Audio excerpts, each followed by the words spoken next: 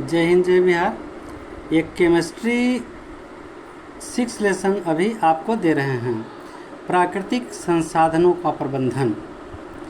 तो ये जो क्वेश्चन है, बहुत सारे प्रश्न उत्तर इम्पोर्टेंट है, जिसमें हम यहाँ पे टिक लगा देंगे।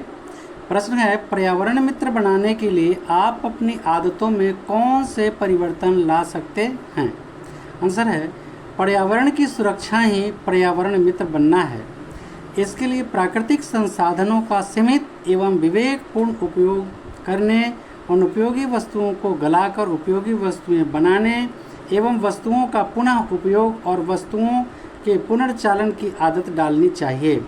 वृक्षारोपण को प्रोत्साहित करना और ऊर्जा के गैर परंपरागत स्रोतों का उपयोग करना भी पर्यावरण मित्र बनना ही है। दूसरा प्रश्न है, क्या प्राकृतिक संसाधनों का समान वितरण होना चाहिए? संसाधनों के समान वितरण के विरुद्ध कौन कौन सी शक्तियाँ कार्य कर सकती हैं? हाँ, प्राकृतिक संसाधनों का वितरण सभी वर्गों में समान रूप से होना चाहिए। प्राकृतिक संसाधनों के समान वितरण के विरुद्ध शक्तिशाली और अमीर लोग तथा उद्योगपति कार्य कर सकते हैं। प्रश्न संख्या 3 है, प्राकृतिक संसाधनों के उपयोग में दीर्घकालिक दृष्टिकोण रखना क्यों जरूरी है? निम्नलिखित कारणों से प्राकृतिक संसाधनों के उपयोग में दीर्घकालिक दृष्टिकोण अपनाना चाहिए। नंबर 1, संसाधनों के निर्ममतापूर्वक दोहन से पर्यावरण को काफ़ी क्षति पहुंचती है, अतः संसाधनों के समपोषण के साथ पर्यावरण का संरक्षण आवश्यक है। प्रदूषकों को एकत्रित होना पर्यावरण के अपूरणीय क्षति पहुंचा सकता है। नंबर 2, सीमित साधनों का वितरण सभी वर्ग के लोगों में समान रूप से करना चाहिए तथा उनकी उपलब्धता भावी पीढ़ियों के लिए सुरक्षित रखना हमारी नैतिक जिम्मेवारी होनी चाहिए। चौथा प्रश्न है, वन एवं वन्य जीव हमारे लिए किस प्रकार से लाभदायक हैं, अथवा वन एवं वन्य जीवों का संरक्षण क्यों करना चाहिए? उत्तर है, वन एवं वन्य जीव पर्यावरण को सुरक्षित एवं संतुलित रखने में सहायक होता है। वन पर्यावरण की सुरक्षा के साथ साथ हमारी मूलभूत आवश्यकताओं जैसे आवास निर्माण सामग्री, रबर आदि की आपूर्ति करते हैं। जल चक्र का पूर्ण होना, वायुमंडल में CO2 एवं O2 का संतुलन वनों पर ही निर्भर है। इसमें वन्य जीव सुरक्षित रहते हैं जो पर्यावरण को संतुलित रखने में योगदान करते हैं। वन मिट्टी अपरदन को नियंत्रित करते हैं, अतः वन एवं वन्य जीव का संरक्षण आवश्यक है। अगला प्रश्न है, वन एवं व अधन या वन्य, वन एवं वन्य जीवों के दावेदार कौन कौन हैं? उनमें किसे वन प्रबंधन का अधिकार मिलना चाहिए? उत्तर है, वन एवं वन्य जीवों के निम्नलिखित 4 दावेदार होते हैं। नंबर 1, वनों में या उनके आसपास रहने वाले लोग जो अपनी आवश्यकताओं के लिए वनों पर निर्भर रहते हैं। नंबर 2, सरकार जिसका वन पर स्वामित्व और नियंत्रण है। तीसरा, उद्योगपति जो वन एवं वन उत्पादों का उपयोग करते हैं।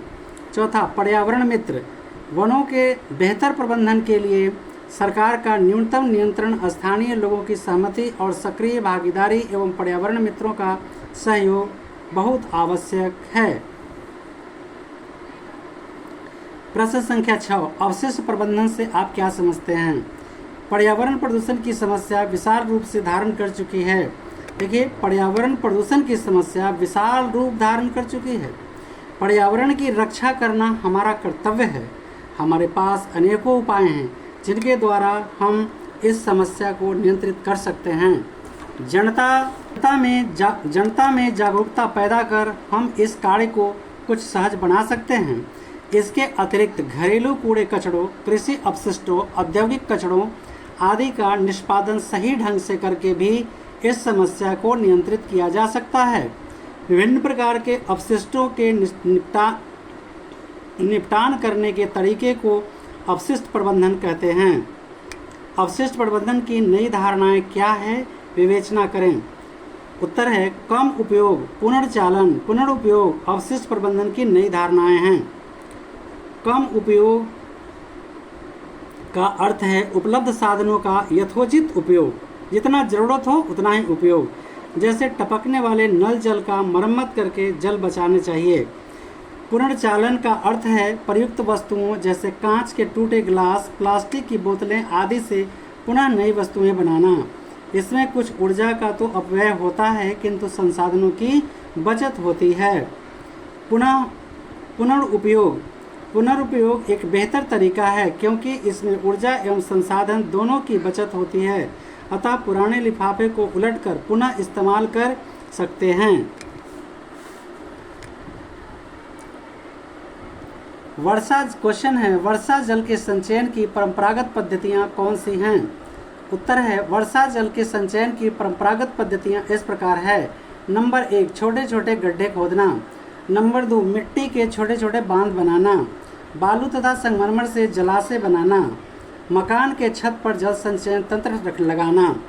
अगला प्रश्न है 9, जल संचयन के लिए क्या क्या उपाय किए जाने चाहिए?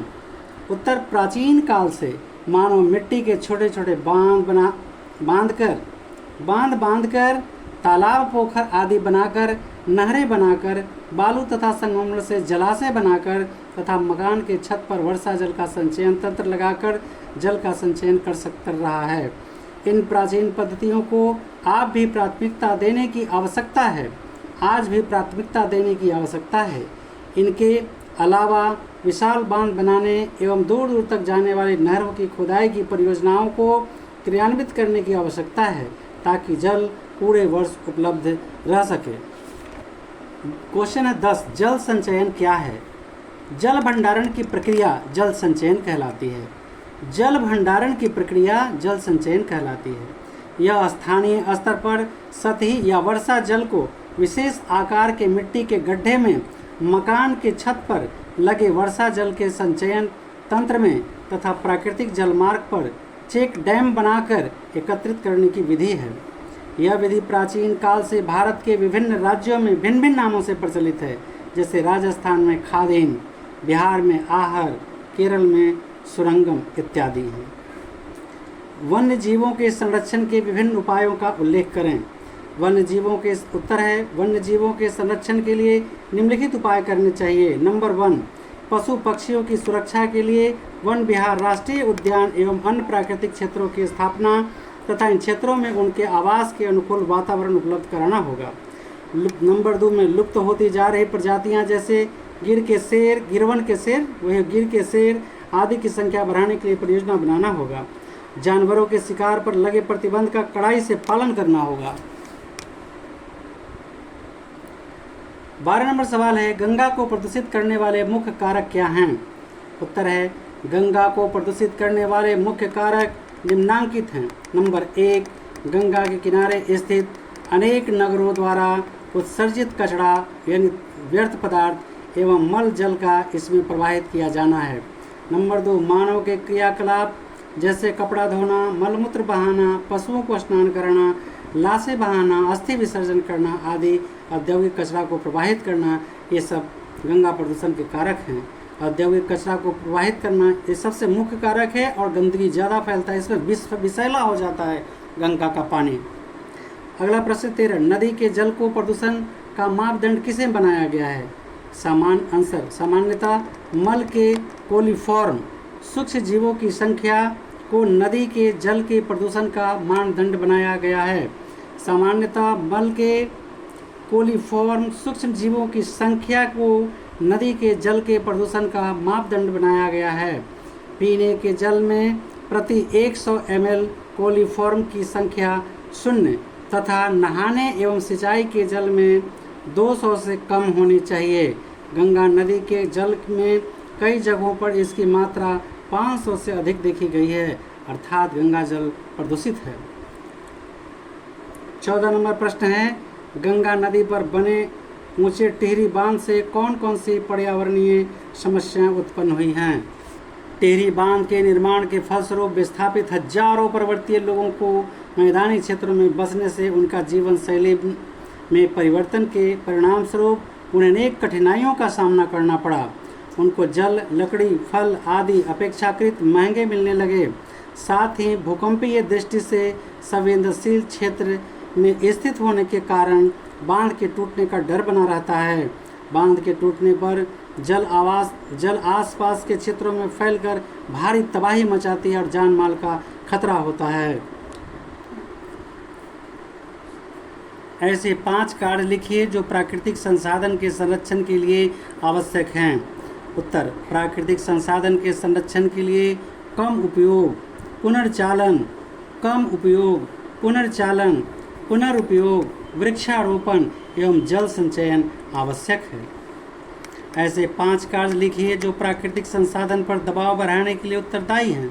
उत्तर: प्राकृतिक संसाधनों पर दबाव बढ़ाने के लिए मोटर गाड़ियों और विद्युत उपकरणों का अत्यधिक प्रयोग, वनों की अविवेकपूर्ण कटाई, नदियों में मल जल उत्सर्जित पदार्थ, मृत व्यक्तियों के शव आदि प्रवाहित करना तथा उनके किनारे शौच करना, बड़े बांध का निर्माण और कीटनाशकों का उपयोग अत्यधिक उत्तरदायी है। 17 नंबर सवाल, वाहनों के लिए उत्सर्जन संबंधी मापदंड क्या है? उत्तर: वाहन वायु प्रदूषण के प्रमुख स्रोत में एक हैं। इस कारण 1989 में केंद्रीय मोटर वाहन अधिनियम को संशोधित कर वाहन मालिकों के लिए धुएं के उत्सर्जन संबंधी नियम अधिसूचित किए गए। 1992 में पहली बार वाहन निर्माताओं के लिए उत्सर्जन संबंधी मापदंड यूरो फर्स्ट लागू किया गया।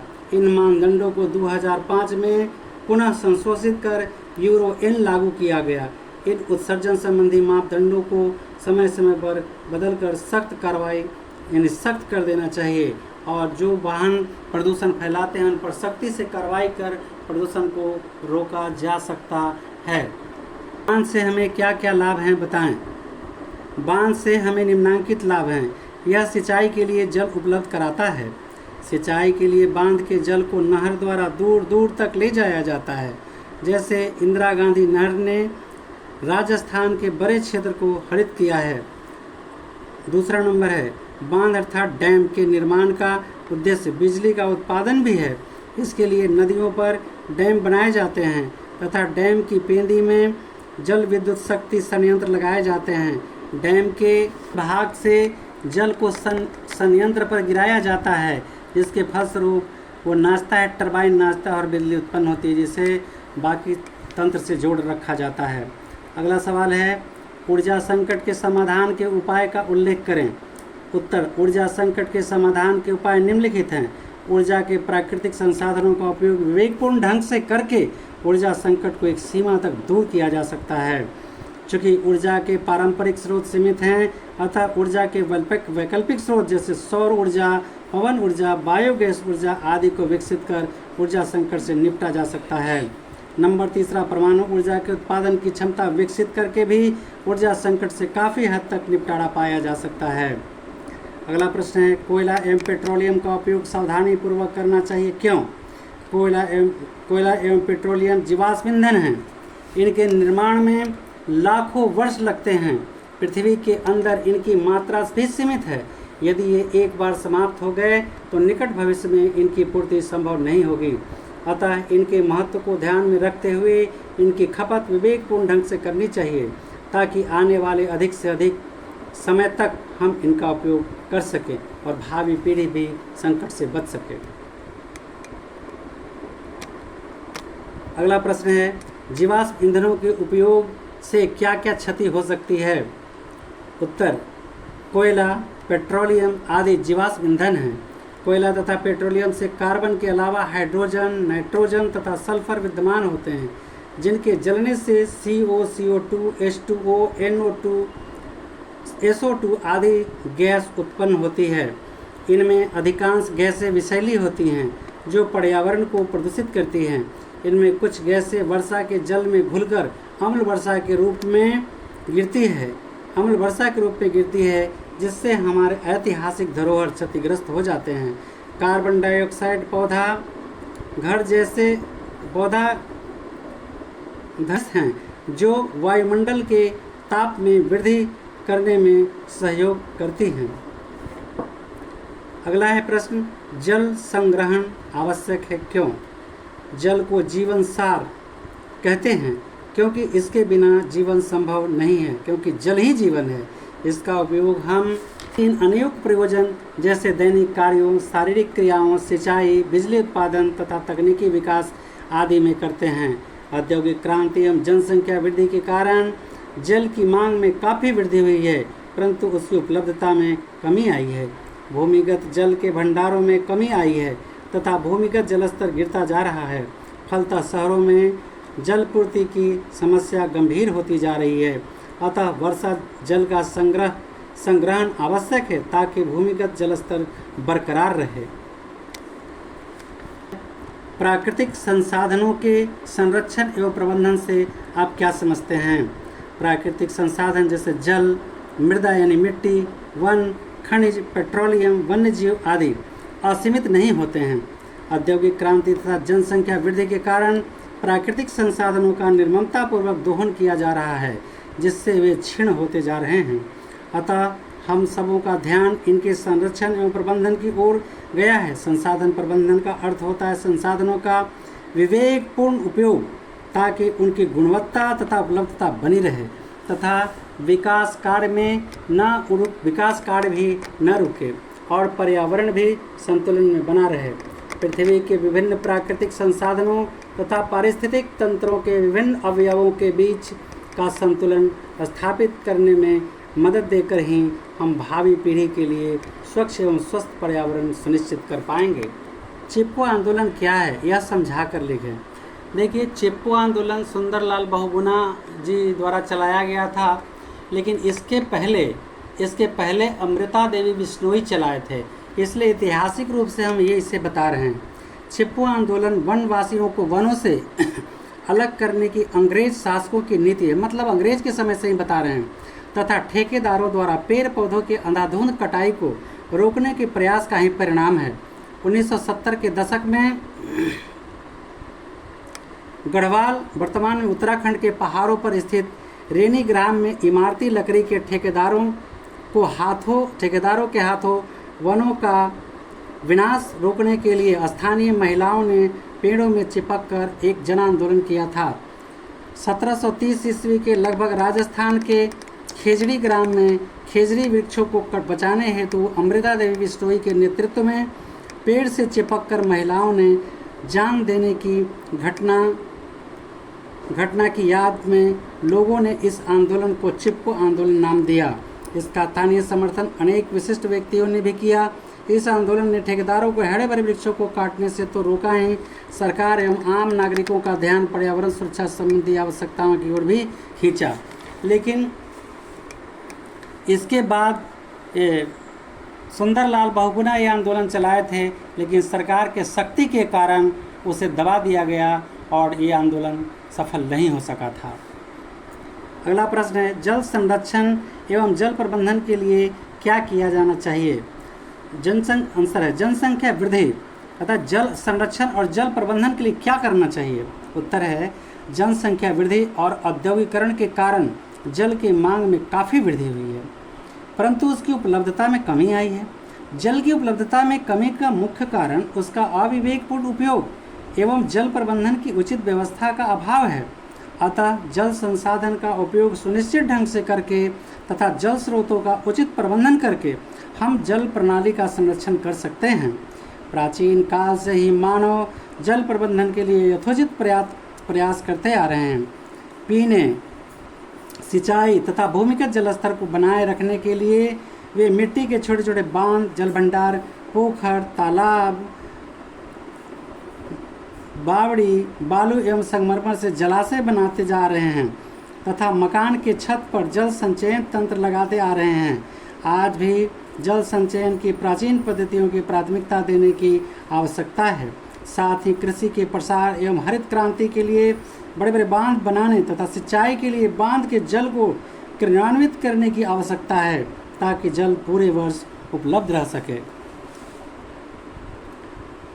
अगला प्रश्न है, वर्षा जल के संचयन के लाभ का संक्षिप्त विवरण दें। यानी वर्षा जल के संचयन से हमें क्या फायदे होंगे, ये बताना है। उत्तर है भूमिगत जल का परिपूर्ण वर्षा के जल से होता है। भूमिगत जल का परिपूरण पुनः वर्षा के जल से होता है, किंतु हमारे देश में वर्षा की अवधि वर्ष के कुछ महीने ही तक सीमित रहती है। अतः वर्षा जल का अधिक से अधिक संचयन कर उसके भूमिगत जल स्तर तक पहुंचाने की व्यवस्था सुनिश्चित की जानी चाहिए ताकि भूमिगत जल स्तर बरकरार रहे। भूमिगत जल के अनेक लाभ हैं। इसका जल वाष्पीकृत नहीं होता।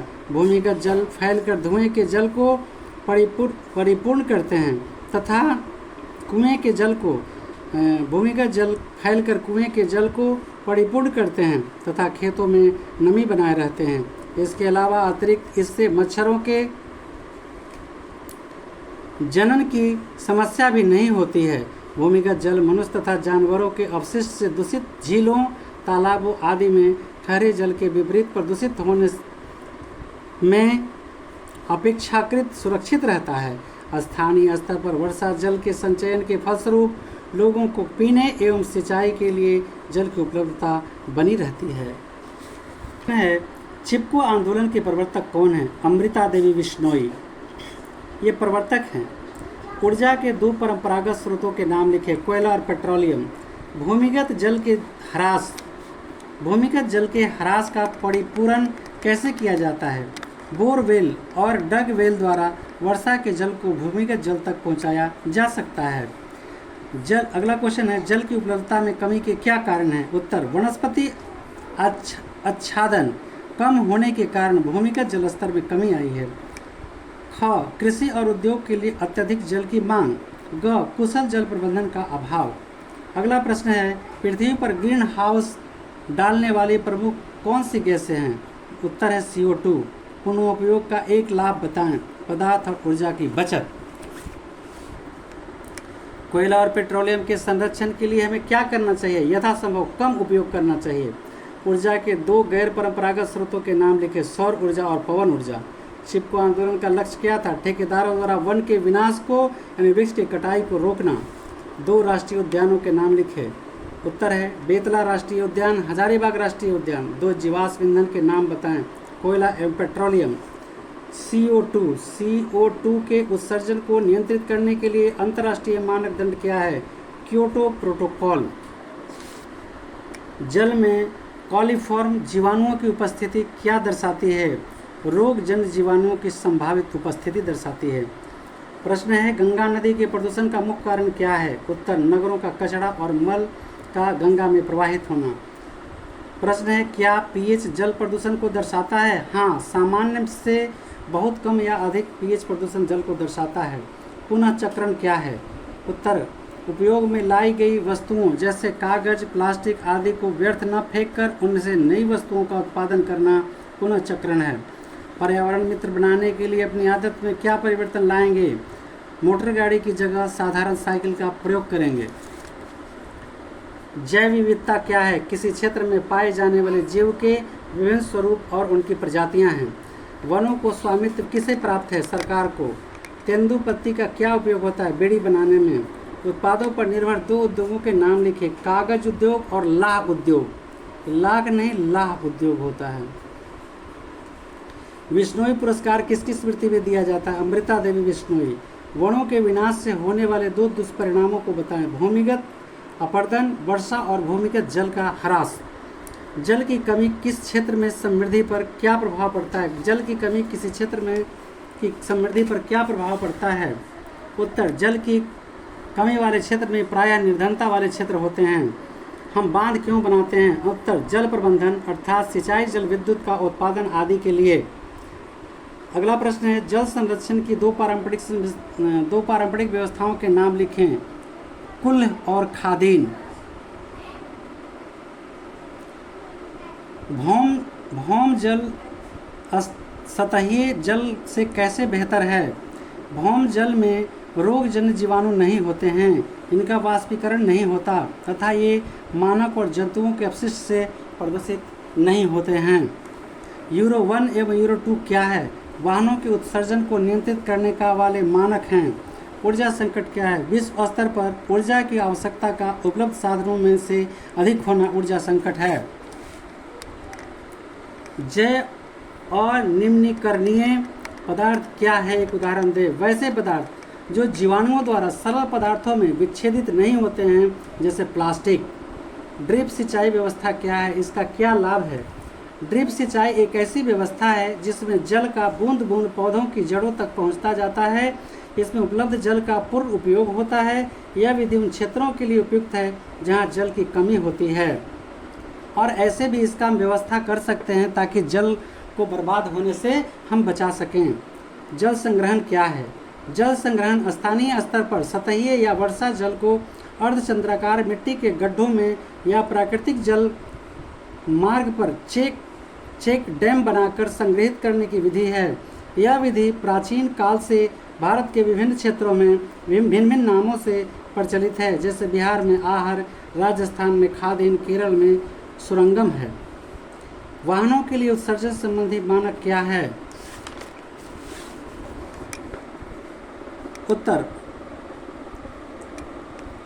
उत्तर वाहनों द्वारा उत्सर्जित गैस वायु प्रदूषण के मुख्य स्रोतों में एक हैं। इनके नियंत्रण के लिए यूरो 1, यूरो 2 आदि मानक बनाए गए हैं, जो वाहनों से उत्सर्जित धुएं में कार्बन तथा नाइट्रोजन के ऑक्साइड्स, हाइड्रोजन, कार्बन और कणों की अधिकतम सीमा को निर्धारित करते हैं। वनों का क्या महत्व है? उत्तर वन के निम्नलिखित महत्व हैं। वन एक नवीकरणीय संसाधन है। इनसे लकड़ी, बांस, विभिन्न प्रकार के फल, नट्स, औषधि योग्य वनस्पति तथा उद्योग के लिए कच्चा माल प्राप्त होते हैं। वन जैव विविधता के विशिष्ट स्थल है जो पर्यावरण संतुलन के लिए आवश्यक है। वन मृदा अपरदन को रोकती है, वर्षा जल को आकर्षित करते हैं और वायुमंडलीय CO2 का संतुलन बनाए रखने में सहायक होता है। बांध से क्या हानि होती है? उत्तर है बड़ी संख्या में किसान और आदिवासियों का विस्थापन होता है। बांध के निर्माण में व्यय होने वाले धन की तुलना में लाभ कम होता है। बड़े पैमाने पर वनों का विनाश होता है, जैव विविधता की क्षति होती है। प्राकृतिक संसाधनों के उपयोग में दीर्घकालिक दृष्टिकोण रखना क्यों आवश्यक है? उत्तर संसाधन सीमित है, इनका वितरण सभी वर्गों में समान रूप से करता और इसे भावी पीढ़ियों के लिए सुरक्षित रखना हमारी नैतिक जिम्मेवारी है। नंबर दूसरा, संसाधनों के दोहन से पर्यावरण को क्षति पहुंचती है, अतः संसाधन के समपोषण के साथ पर्यावरण का संरक्षण आवश्यक है। प्रदूषकों का संग्रहण पर्यावरण को अपूरणीय क्षति पहुंचा सकता है। अगला प्रश्न है, वनों के एक उत्पाद के नाम लिखें जो किसी उद्योग का आधार है।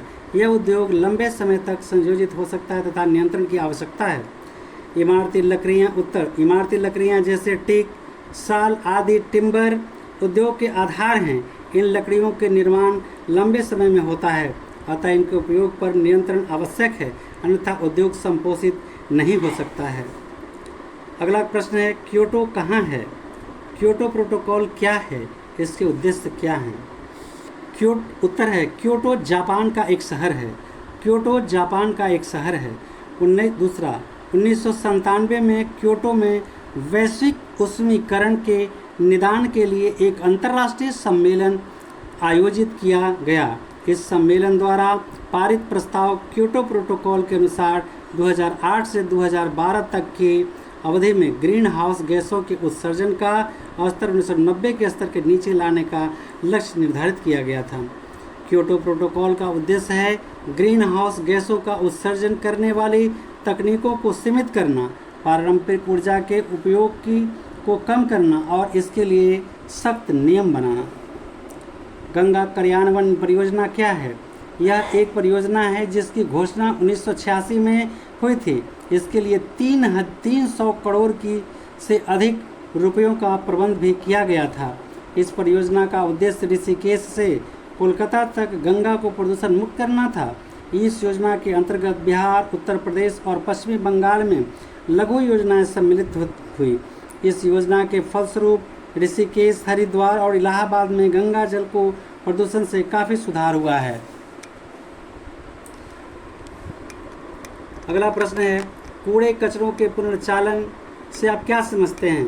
कूड़े कचरे के पुनर्चालन का अर्थ है कचरे में उपस्थित प्लास्टिक, कागज, कांच, धातु आदि जिनका पुनर्चालन संभव है को अलग कर लेना और उन्हें गलाकर या अन्य विधियों से नई वस्तुओं का पुनः तैयार करना है। क्वेश्चन है, वन एवं वन्य जीवों के संरक्षण के उपायों का उल्लेख करें। उत्तर है वनों की कटाई पर प्रतिबंध लगाना तथा पड़ती और व्यर्थ पड़ी जमीन पर वन लगाना, जनता में वृक्षारोपण के लिए जागरूकता पैदा करना है। दूसरा, वन्य जीवों के संरक्षण के लिए आवश्यक उपाय, वन विहार, राष्ट्रीय उद्यान आदि की स्थापना, वन प्राणियों को अनुकूल आवास उपलब्ध कराना, शिकार पर प्रतिबंध आदि, लुप्त हो रही प्रजातियों जैसे गिरशेर संरक्षण के लिए परियोजना बनाना आदि, लोगों के वन जीवों संरक्षण के लिए जागरूकता पैदा करना भी अति आवश्यक है। क्वेश्चन है, जल संग्रहण क्यों आवश्यक है? जनसंख्या वृद्धि और औद्योगिकरण के कारण भूमिगत जल के भंडारों में कमी आई है। भूमिगत जलस्तर नीचे गिरता जा रहा है और शहरों में जलापूर्ति की समस्या गंभीर होती जा रही है। अतः वर्षा जल के संग्रहण करना आवश्यक है ताकि भूमिगत जलस्तर बना रहे।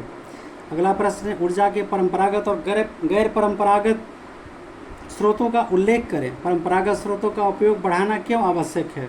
उत्तर, परंपरागत स्रोत है कोयला और पेट्रोलियम उत्पाद। गैर परंपरागत स्रोत है सौर ऊर्जा, पवन ऊर्जा, भूतापीय ऊर्जा और बायोगैस। परंपरागत स्रोतों की उपलब्धि सीमित है और इनके प्रयोग से प्रदूषण होता है। गैर परंपरागत स्रोत नवीकरणीय हैं, अतः इनकी उपलब्धि असीमित है, इनसे प्रदूषण भी नहीं के बराबर होता है। अगला प्रश्न है, सौर ऊर्जा का उपयोग कैसे किया जाता है?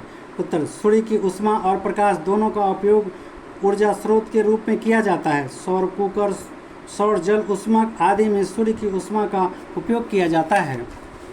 सूर्य के प्रकाश का उपयोग कर सोलर सेल उसे सीधा विद्युत में परिवर्तित कर देता है। सोलर सेल के पैनलों का उपयोग बत्ती जलाने, मोटर पंप चलाने में आदि में व्यापक रूप से किया जा रहा है। क्वेश्चन है, वर्षा जल को भूमिगत जल स्तर तक पहुंचाने के लिए क्या क्या उपाय हैं? वर्षा जल के भूमिगत स्तर तक पहुंचाने के बोरवेल और डगवेल हैं। बोरवेल में एक पाइप को भूमिगत जल की सतह तक जमीन में गाड़ दिया जाता है। वर्षा का जल इस पाइप से होकर नीचे चला जाता है।